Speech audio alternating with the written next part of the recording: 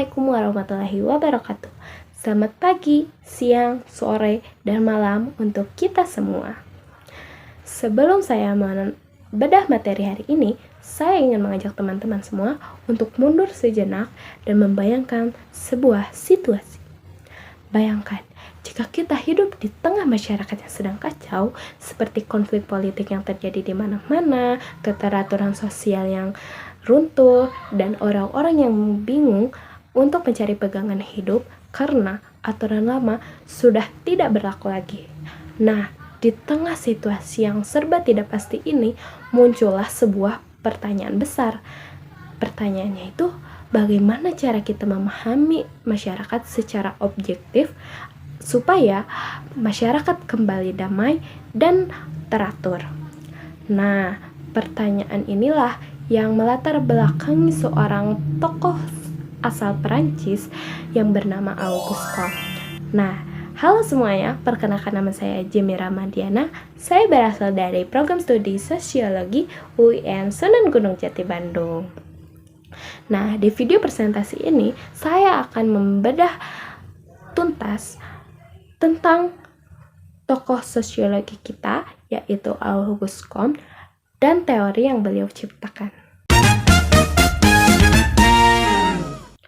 Auguste Comte lahir pada tanggal 19 Januari 1798 di Montpellier, Prancis, dan beliau wafat pada tahun 1857.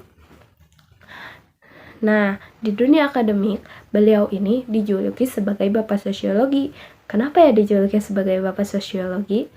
Karena beliau adalah orang pertama yang mencetuskan istilah sosiologi dan yang memperjuangkan agar masyarakat dipelajari secara ilmiah, layaknya seperti kita mempelajari ilmu alam.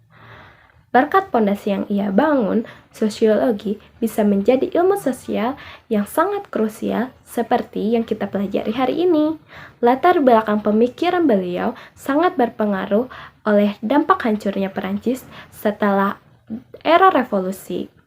Perubahan yang semakin cepat membuat masyarakat menjadi kehilangan arah.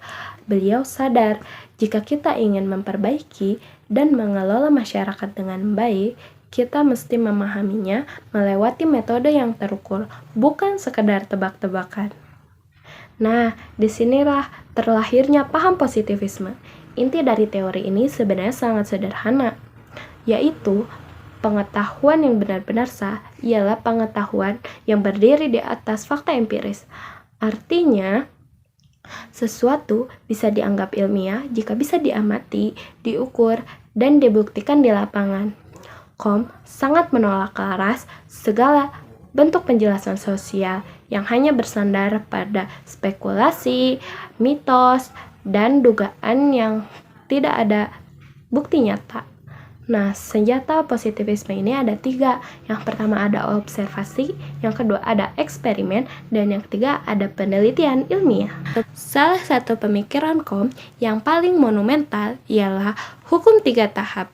Menurut beliau, cara berpikir manusia atau peradaban yang berevolusi melalui 3 fase utama. Yang pertama ada tahap teologis, dan yang kedua ada tahap metafisis, yang terakhir ada tahap positif. Yang pertama ada tahap teologis. Pada fase ini, manusia menjelaskan fenomena di dunia melalui kekuatan supranatural atau campur tangan makhluk gaib. Keagama dan kepercayaan menjadi satu-satunya kompas kehidupan. Yang kedua, ada tahap metafisis. Di tahap ini, manusia mulai bergeser menggunakan akal budi dan filsafat abstrak. Fenomena alam tidak lagi dianggap sebagai ulah makhluk gaib, melainkan karena adanya kekuatan abstrak seperti kodrat alam. Namun, argumen-argumen ini masih menjadi awang-awang dan belum dibuktikan secara riset ilmiah. Nah, yang ketiga ini adalah tahap positif, di mana tahap positif ini merupakan puncak tertinggi cara berpikir manusia. Di tahap positif, manusia mulai melepaskan hal-hal abstrak dan mulai berfokus pada hukum alam serta hubungan sebab akibat yang nyata seperti observasi, eksperimen, dan data ilmiah yang valid. Nah, menurut beliau, sosiologi terbagi menjadi dua fokus utama. Yang pertama ada statistika sosial, yang kedua ada dinamika sosial nih. Statistika sosial yang mempelajari bagian masyarakat yang bersifat mapan, stabil, dan menjaga keteraturan seperti kelembagaan keluarga dan norma. Yang kedua ada dinamika sosial. Dinamika sosial yang fokus pada bagian masyarakat berkembang dan berubah dari waktu ke waktu. Tentu saja, teori ini memiliki kekurangan dan kelebihan. Kelebihannya, beliau berhasil membebaskan sosiologi dari sekedar cabang filsafat dan menjadikannya ilmu mandiri yang objektif.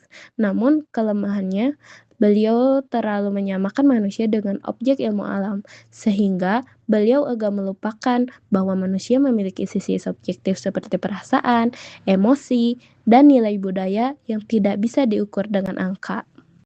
Sebelum saya mengakhiri video ini, ada satu kutipan beliau yang sangat saya pegang, yang artinya mengetahui untuk meramalkan dan meramalkan untuk bertindak. Pesan ini menjelaskan bahwa ilmu sosiologi ada bukan hanya untuk disimpan di kepala, melainkan agar kita bisa memprediksi tantangan di masa depan dan mengambil tindakan demi kemajuan masyarakat. Sekian presentasi dari saya, kurang lebihnya mohon maaf. Wassalamualaikum warahmatullahi wabarakatuh.